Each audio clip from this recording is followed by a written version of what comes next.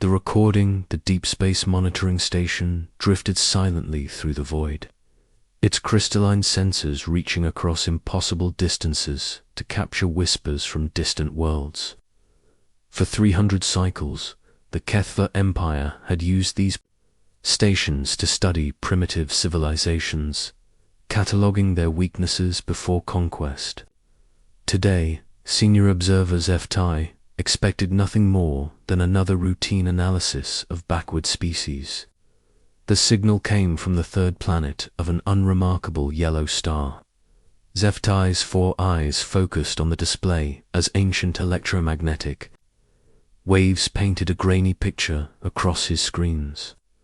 The transmission was old, perhaps 2 of their centuries, carrying the desperate voices of creatures who called themselves humans. Mining colony Titans 7 to any receiving station, the voice crackled through the static. We have a critical situation. Main support beams are failing, requesting immediate evacuation assistance. HFY's mandibles clicked in mild interest. Another species facing extinction through their own incompetence. He had seen this pattern countless times. The weak would panic, scatter, and die while fighting each other for the limited escape pods. It always ended the same way.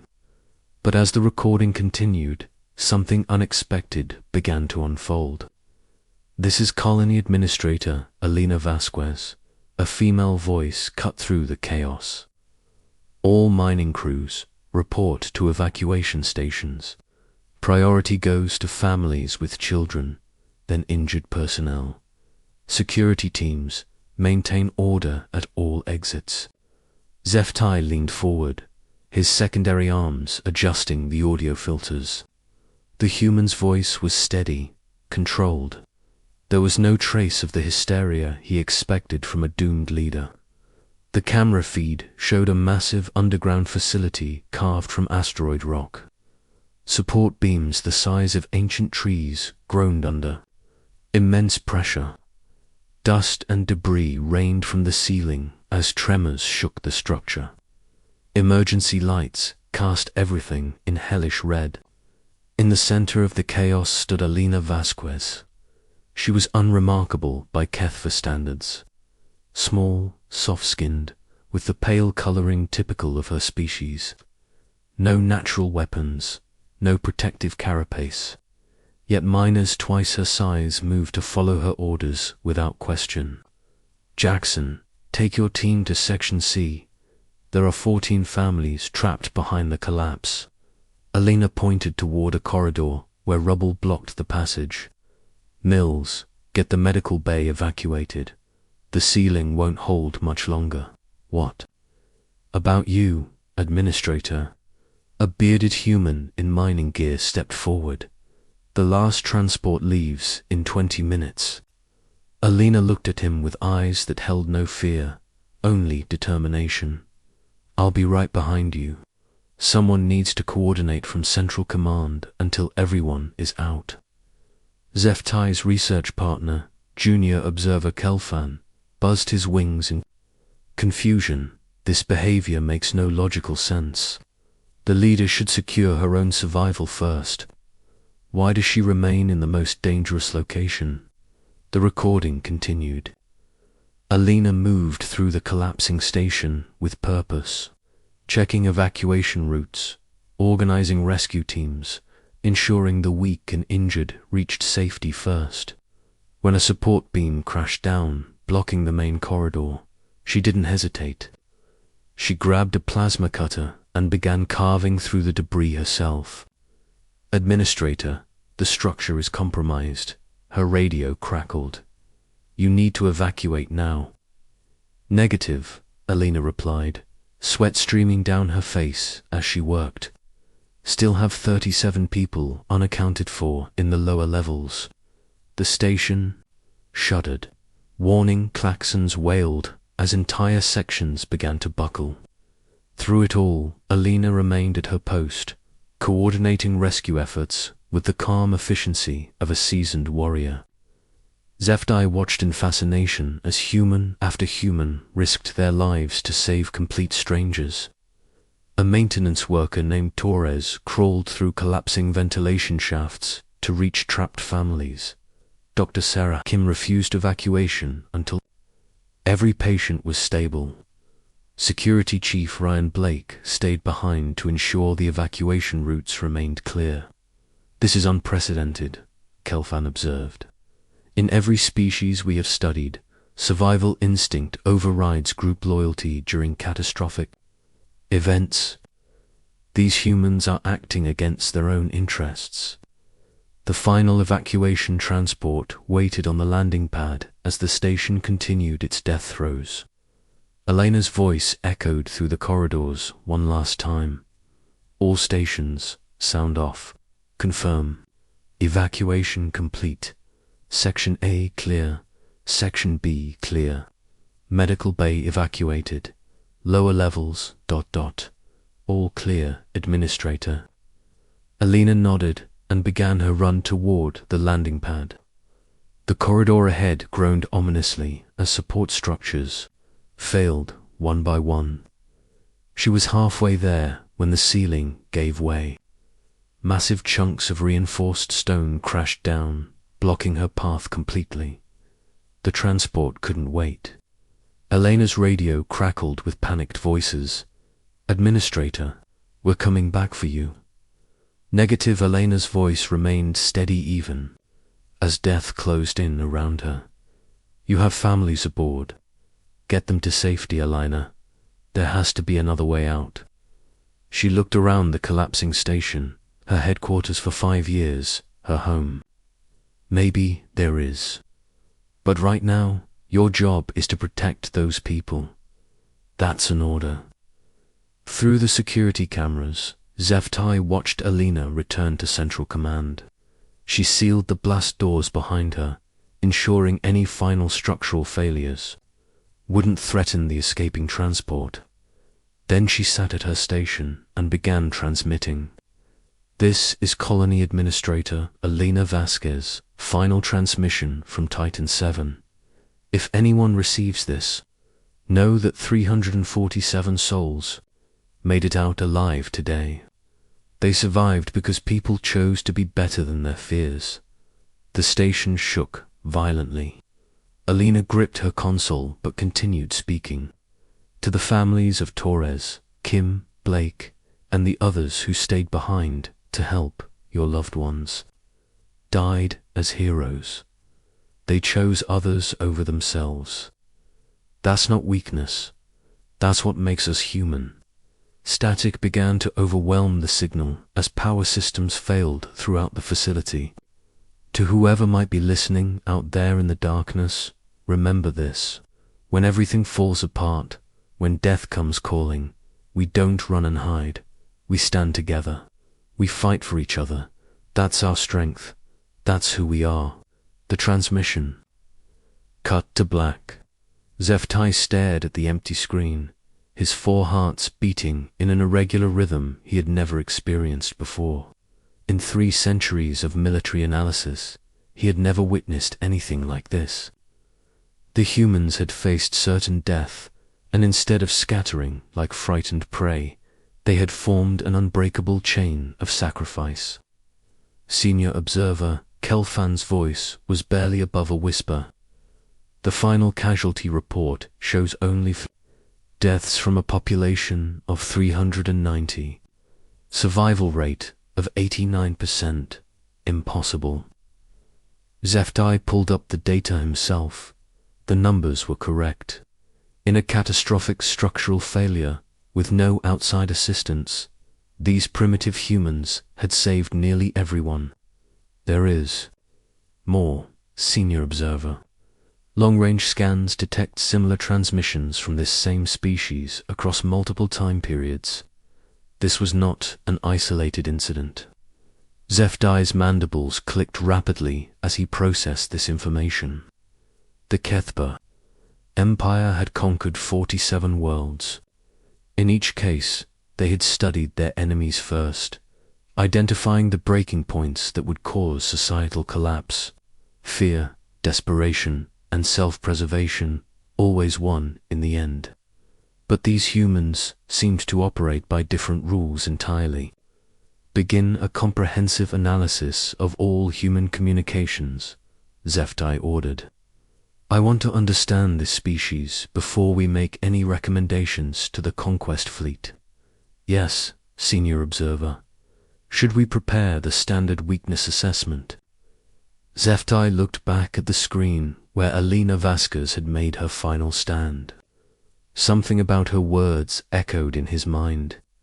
The certainty in her voice when she spoke of human strength. The way she had faced death not with resignation, but with defiance. No, he said finally. I think we need to reconsider our entire approach. As his staff began their research, Zeftai couldn't shake the image of Alina coordinating rescues while her world collapsed around her. The Kethba Empire had faced warriors before, species that fought with claws and fangs and plasma weapons. But they had never encountered an enemy whose greatest weapon was their willingness to die for strangers. The recording of Titan 7 played again on his personal display. Elena's final words drifted through the observation deck. That's our strength. That's who we are. For the first time in his long military career, Senior Observer Zeftai wondered if the Kethva Empire had finally found a species they couldn't conquer.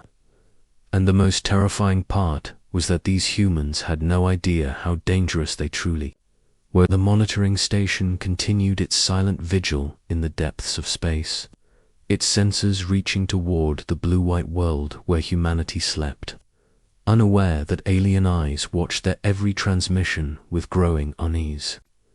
Soon, Zeftai would discover that the recording from Titan 7 was just the beginning. And when the truth finally emerged, it would change everything the Kethva Empire thought they knew about conquest, courage, and the indomitable spirit of humanity. The truth revealed 200 cycles later. The Kethva conquest fleet assembled at the edge of human space. Massive dreadnoughts hung in formation like mechanical predators, their weapons charged and ready. On the command ship Worldbreaker, Fleet Admiral Thekmos reviewed the final intelligence reports with confidence. Senior Observer. Zeftai stood before the War Council, his aged carapace bearing the scars of countless campaigns. But something had changed in him since the Titan 7 analysis. The certainty that once marked his briefings had been replaced by a troubling doubt. The target species shows typical pre-spaceflight technology, Zeftai reported, though his voice lacked its usual conviction.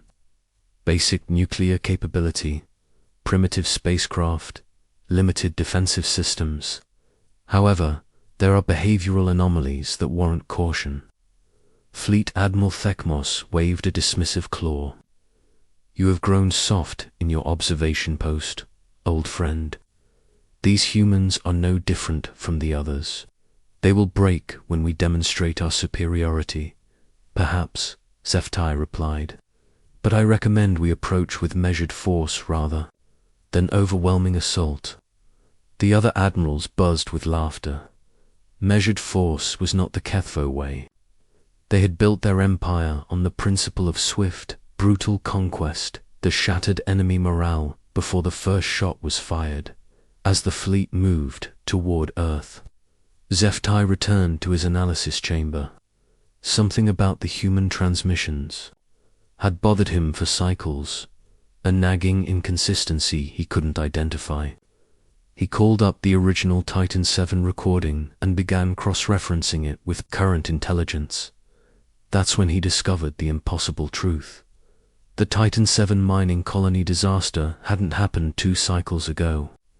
According to the electromagnetic dating analysis, Alina Vasquez had made her final stand 200 Earth years in the past.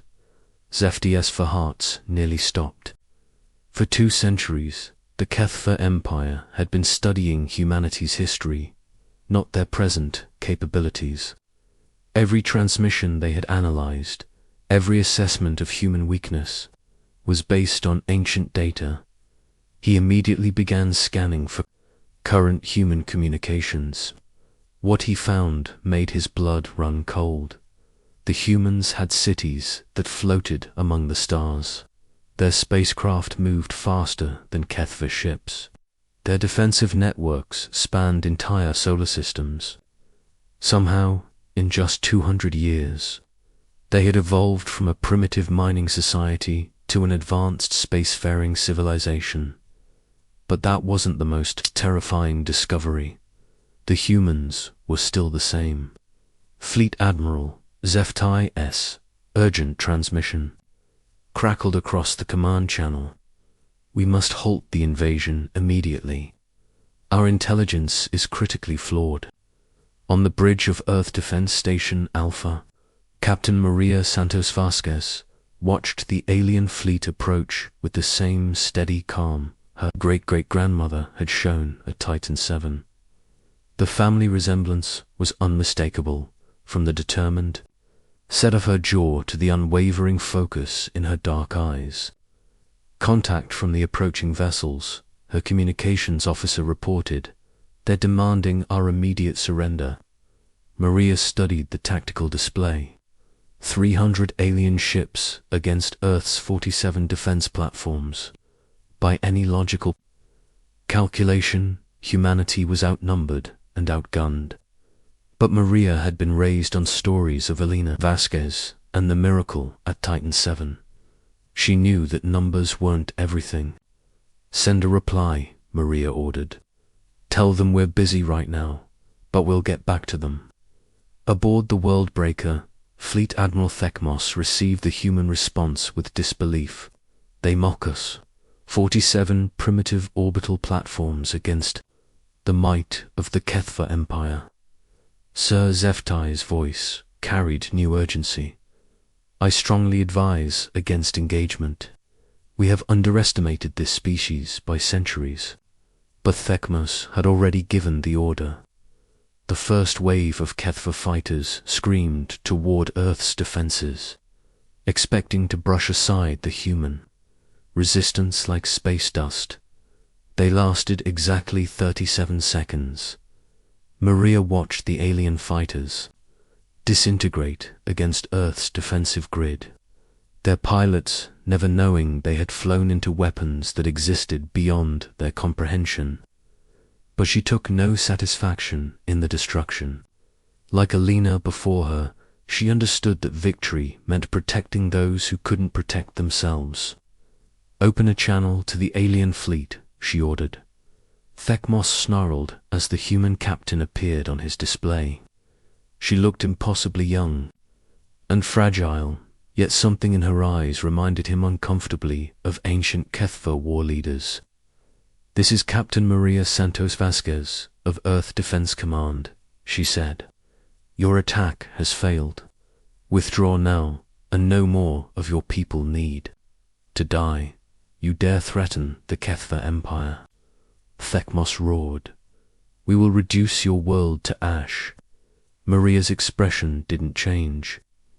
200 years ago, my great-great-grandmother stood in a collapsing mining station and faced impossible odds. She didn't run, she didn't surrender. She stood her ground and saved everyone she could. She leaned forward, and Thekmos felt an involuntary shiver run through his exoskeleton. I am Elena Vasquez's blood. This is Elena Vasquez's world. And I'm telling you one more time to get the hell away from my people. Thekmos cut the transmission and ordered a full assault. Every ship in the fleet opened fire simultaneously, unleashing enough destructive force to crack a moon. The energy beams struck Earth's defensive barriers and simply vanished, absorbed into a protective grid that spanned the entire planet. Before Thekmos could process what had happened, the human counterattack began, but it wasn't what he expected. Instead of obliterating the Kethva fleet, the humans began systematically disabling their ships. Precise strikes took out engines and weapons while leaving life support intact. It was the work of a civilization that had the power to commit genocide but chose mercy instead. "They're not trying to destroy us," Zeftai whispered in amazement. "They're trying to save us." One by one, Kethva ships found themselves drifting helplessly in space, their crews unharmed but completely at humanity's mercy. It was a humiliation, worse than death, yet somehow it felt like a gift. Maria's voice echoed across the fleet's communication channels. "Kethva vessels, this is your final warning. Your crews are safe, but your ships are disabled. Accept our aid in returning to your territory or remain here as prisoners. The choice is yours." In the depths of space, families of human rescue ships were already moving toward the disabled alien vessels. They came not as conquerors, but as helpers, offering food, medical aid, and safe passage home. Thekmos stared at the tactical display. In defeat, in less than an hour, the mighty Kethva Empire had been reduced to refugees dependent on the mercy of the species they had come to conquer. "How?" he asked Zeftai. "How did we fail so completely?" The old observer looked at the recording of Elena Vasquez that still played on his personal display. She stood in the ruins of Titan 7, choosing to die so others could live. And somehow that choice had echoed across 2 centuries to this moment. "Because we never understood what we were fighting," Zeftai said quietly. "We saw their technology and missed their true strength. We studied their past and ignored their evolution. These humans don't fight to conquer, they fight to protect. And when a species fights for something greater than themselves, they become unstoppable." The rescue operations continued through the night. Human medical teams worked tirelessly to treat wounded Kethva soldiers. Human engineers repaired alien life support systems. Human diplomats offered food and comfort to crews who had come to destroy their world. As the last of the disabled ships prepared for the journey home, Maria stood on the observation deck of Defense Station Alpha. The alien fleet was departing, not as enemies, but as witnesses to something they had never seen before. Her communications officer approached with a final message from the Kethva command ship. "Captain, it's from their senior observer. He says to tell you that Elena Vasquez would be proud." Maria smiled, touching the small medal she wore around her neck. It had belonged to her great-great-grandmother, a simple mining colony administrator, who would become humanity's greatest inspiration. Elena had died believing her sacrifice mattered. She could never have imagined how far that belief would travel. The Kethva fleet jumped to hyperspace, carrying with them a story that would spread. Throughout their empire, they had come seeking conquest and found something infinitely more valuable. They had learned that true strength didn't come from superior weapons or overwhelming numbers. It came from ordinary people choosing to be extraordinary. When everything fell apart, back on Earth, children would grow up hearing new stories about the day humanity faced an alien invasion and chose mercy over vengeance. They would learn that their greatest inheritance wasn't advanced technology or powerful weapons. It was the legacy of Elena Vasquez, who had taught them that when the darkness comes, you don't run and hide. You stand together. You fight for each other. And sometimes, if you're brave enough and stubborn enough, you can turn enemies into friends with nothing more than the courage to do what's right. The observation stations in deep space continued their eternal watch, but now they transmitted a different kind of message across the galaxy. The humans were no longer subjects to be studied. They had become teachers, showing the universe that the strongest civilizations weren't built on conquest. They were built on the simple, revolutionary idea that everyone deserves to go home alive.